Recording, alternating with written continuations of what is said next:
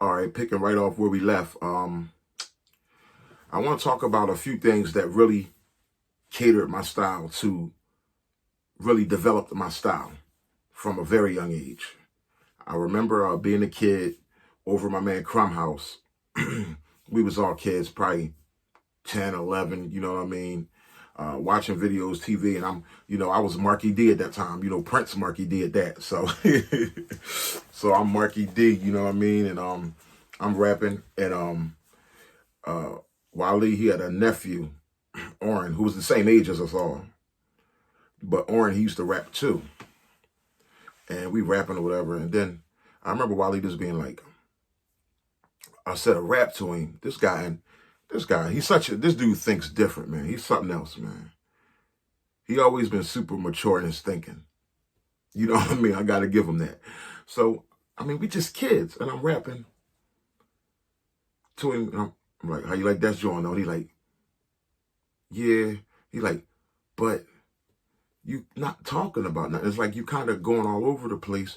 And he was like, you ever hear, like, he was like, these dudes that's rapping on TV or whatever, like, you notice that, like, they stay on the subject. Like, you got to be able to stay on the subject and talk about it. Like, you can't, like, I hear you rapping, but it's like you rapping all over, I said,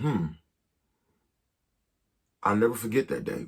Basically, he was saying I was rapping in freestyle, just ripping it, But he was like, for intellect like him, with a mature mind, to say, for him to be able to, that was awesome to be at a young age, trying to decipher that. He said,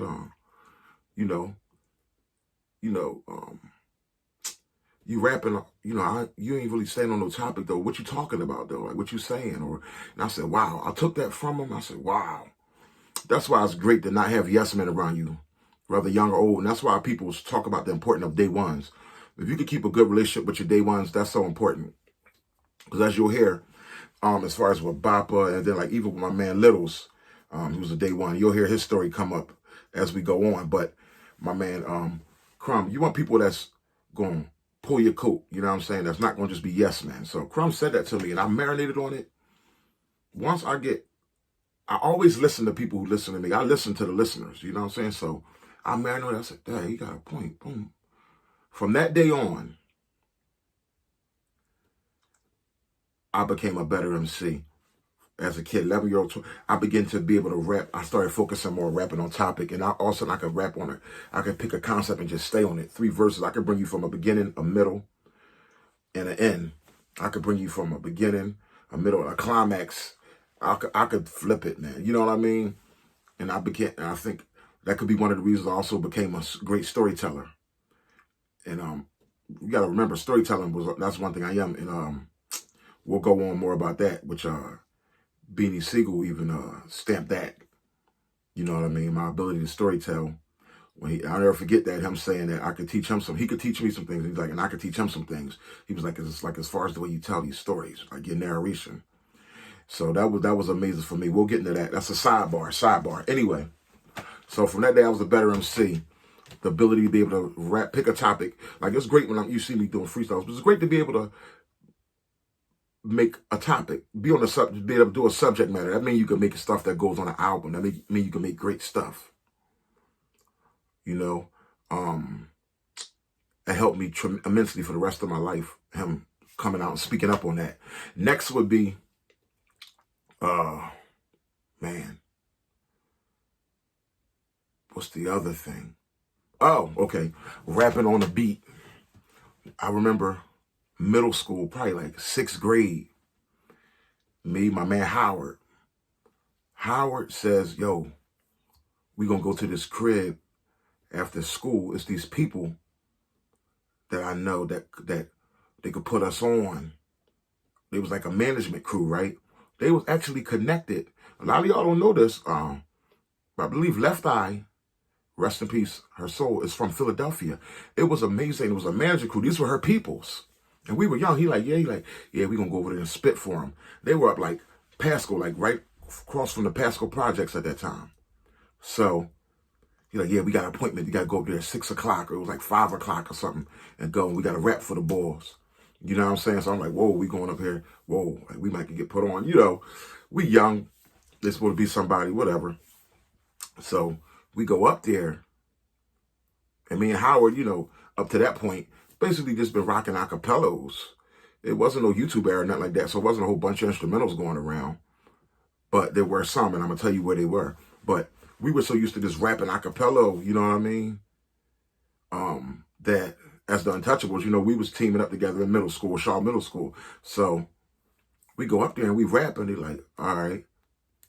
Son, we like, the boy didn't even let us keep going on too much. He's like, yo, all right, no. I need to see, which I want y'all to learn. This is one of the greatest lessons I learned, man. And everybody learned this lesson at some point. But I think learning it at this early of an age is the reason that my style can be so versatile and I could just do different rhythms. This was like Left Eye's. It was like her cousin, her peoples, and they showed us pictures of Left Eye in the crib when we went there that day. You know, they was just coming out. You know what I mean? TLC. So that was amazing.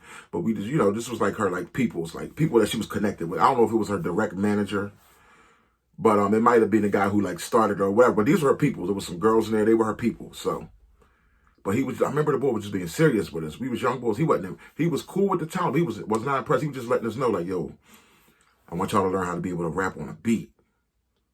And you start playing beats. And like, I'm going to try to take this beat home and learn how to rap on beats, like these beats, like to stay on the rhythm and everything. That was so hard. I was like, whoa, but it presented a challenge to me. You know what I'm saying? We was used to just going around rapping because that's what it was back in the day, acapellos. But I never forget having to go and hone that beat and learn how to start and rap on the rhythm. It was difficult at first, then I got it. And it just was like, yo, it was no turning back from there.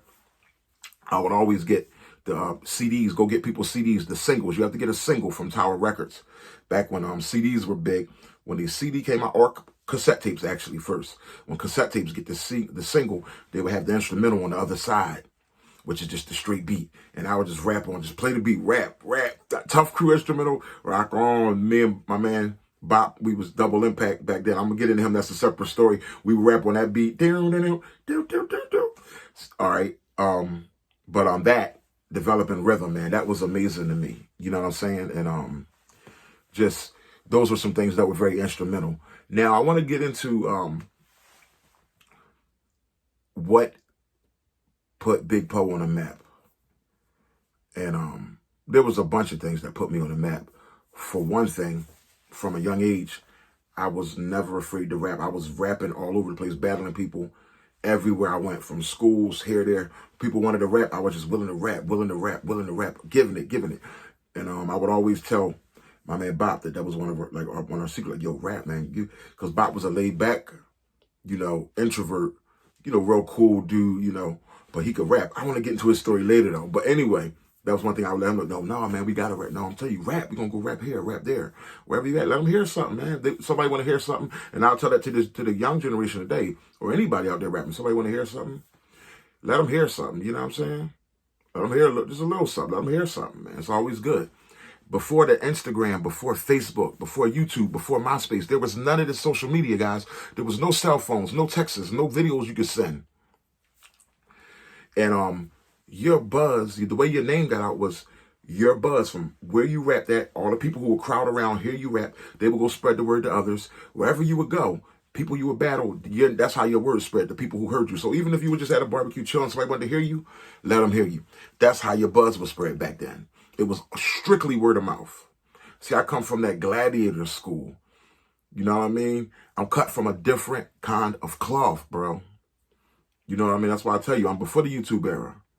It feels good now getting back on this thing because now I can take advantage of all these. It's too easy now.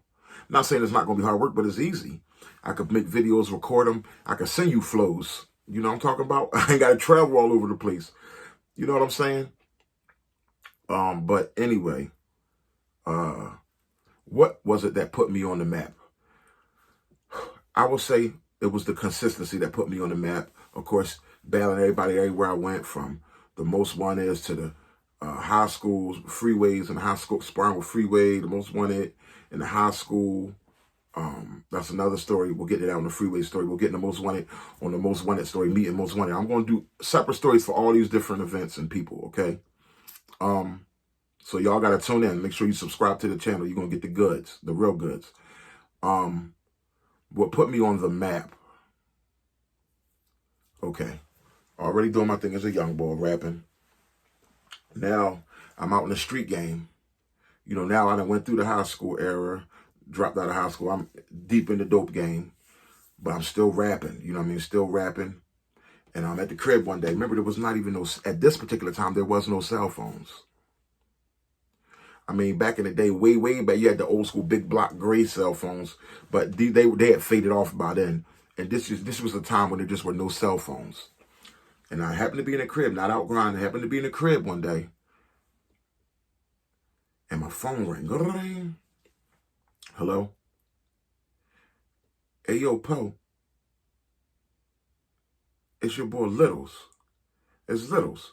He ain't say it's your boy Littles. Yo, Poe, it's Littles, man. I'm like, what's going on? What's going on, Lit? Like, hey, yo, man, I need you to come on down here. I'm at work, man. I'm at the gallery. Littles was working at the gallery, which is the big mall, you know what I mean? I told you, which was in the center city, you know, where everything happened there. So, yeah, I'm at work, man. I forget where he was working at. It was like a little knick-knack spot, but it was like inside of the gallery, right on the first floor where the big area was. So,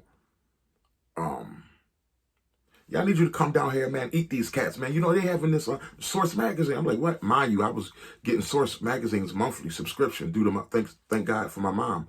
She had me Source magazine. I was a constant reader of Source magazine, young boy. I knew all about the unsigned hype section and all that. So he's like, yo, come down here, man. Source magazine having the unsigned hype. They having a battle competition down here, man. Where everybody rap, yo, they got Fat Joe and them is down here, man. And it's just going down. You know what I'm saying? Like, yo, the day the judges or whatever. I'm like, yeah? I was chilling, like, no, serious, yeah? He like, yeah, come on down, man. Blah, blah, blah. Say no. I'm like, yeah, all right. Are you at work? I'm going to holler at you when I get down there. I'm going to come. Where you at? Yeah, I'm like, you going to see me, man. Just come down, blah, blah, blah. I'm like, say no more. Boom. I hang up the phone. I think I told my man Bob.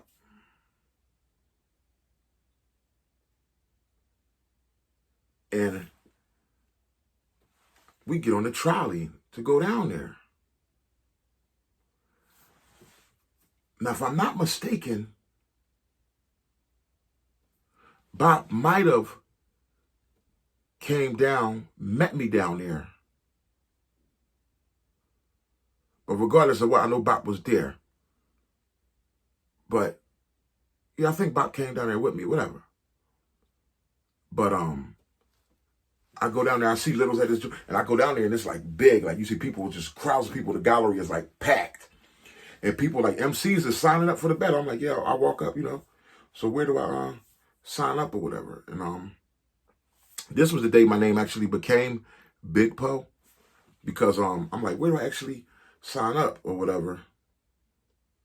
And because a lot of people call me Poe, or some people call me Big Mark back then.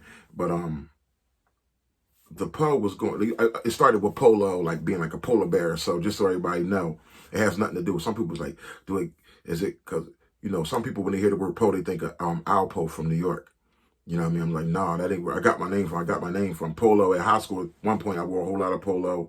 Some people thought it was that reason, but that wasn't the reason. It started with being named Mark. People call me Marco. Then it was Marco Polo. Then it became Polo. And then some people said Polo, like a polar bear and all those type of things. So, long story short, as I'm going to sign up for the contest, to sign my name down, like, what's going to be I had to really, at that moment, what's going to be your rap name? Because I was just on the streets grinding as Poe. What's going to be your rap name? And then I thought about a conversation I had now with Stevie G. Now, Stevie G later became my manager. He wasn't my manager at the time. Me and him used to talk music, and I used to always battle his boys, who was Philly's Most Wanted, Bubonic, Mr. Man, Montana. That's the original Most Wanted. You guys probably, most of y'all probably know just Bubonic and Mr. Man as the Most Wanted, but Montana, who's a savage, who I went to middle school with, was the original member. So I used to battle all three of them dudes, just me. How did I battle in them? So one day Stevie G said something. He's like, all right. And he didn't name me, but he just said it loosely. He just was like, all right, Poe, yeah. All right, Big Poe. He just said Big and Poe. And it just, like, wow. And as I'm going to sign in, that name still, I remember him saying that. I'm like, you know, I'm just going to put, like, Big Poe. I never really liked being called Big Mark. It sounded corny to me, but I'm like, you know what, Big Poe. I just wrote down Big Poe. That moment, you know what I'm saying? That name was born. You know what I'm saying? Just thinking back to when he called me loosely, like some days ago or weeks ago or whatever. It just still was in my head. Wrote down Big Poe. Seen my man Littles. He coming out of his job. Yo, tell you go my man right here. He introduced me to like the girls. Yo, my man about to kill it. I told y'all, my man here. Now he here. And mind you, it's packed out there, man. The stage is going on. I think 103.9 back in the day when he was a hip hop station. Or 107, whatever station it was. It was the DJs. Everybody was out there, man. Black Thought was there. Heather B.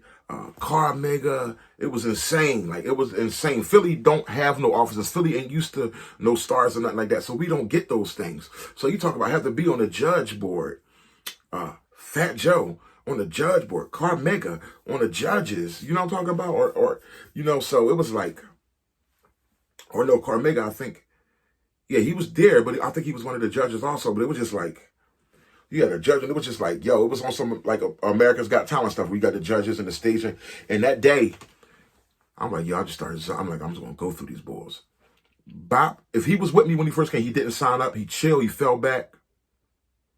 Like I said, back then he was on and off with basketball, and or he might have got there later. I can't quite remember all the way. I'm getting old, mind you.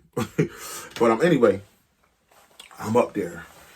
I think I ran through about like 10 MCs, man, battling, giving it to them, males, girls, whoever just had to get it.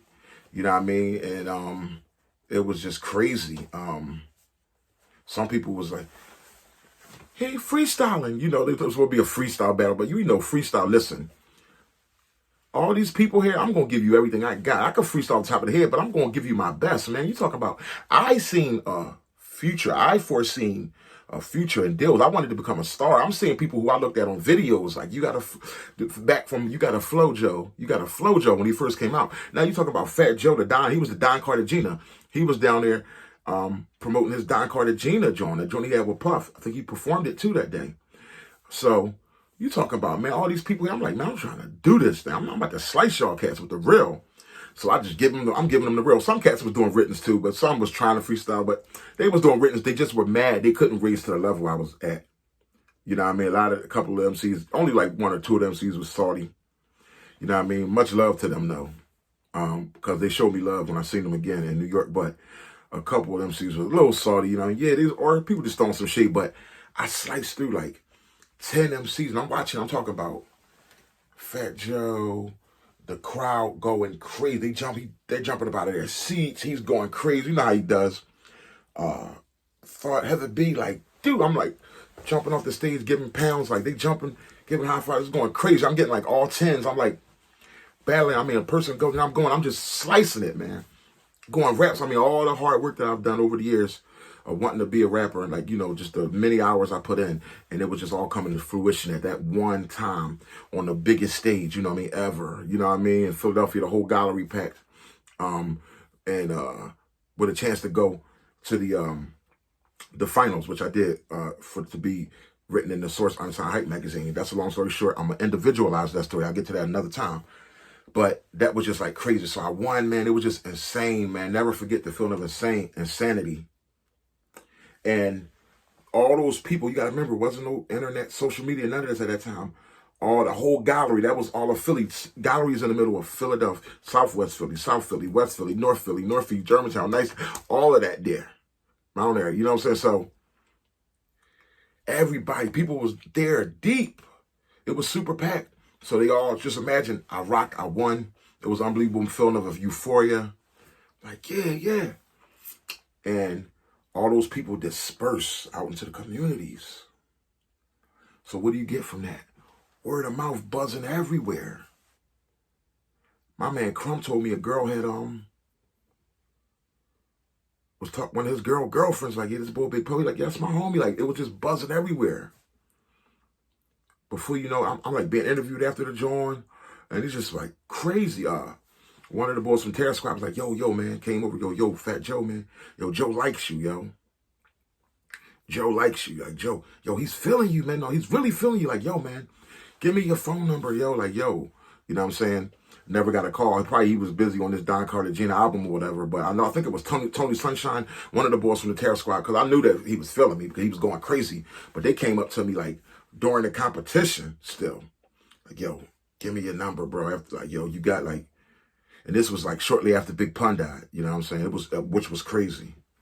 And yeah, I just went crazy that day. But that is the, if you would say, a single thing. And then it was so funny because from signing my name as Big Poe and then performing, and this was on my own, you know what I mean? And then it just spreading like that was amazing. Shout out to my man Littles. Nothing like having day one friends, you know what I mean? He called me up. He always been confident in me. He was like, yo, he gonna slice this thing, you know what I'm saying? Because that's what I do. You know what I mean? So those are, when you hear legendary, like I said, those are some of the things that you would hear that would make me legendary. I don't toot my own horn a lot unless I'm doing it in the middle of a rap, but I don't do a lot of my own horn tooting. I'm actually very humble. You're hearing these stories 20 years after they happened, 20 plus years, 23, 25 years after they happened, because I just look at that as that's what I'm supposed to do. That's what I do. I work. You know what I'm talking about? I go to work. And that was the same day that the Carmega showed me mad love that day too, man.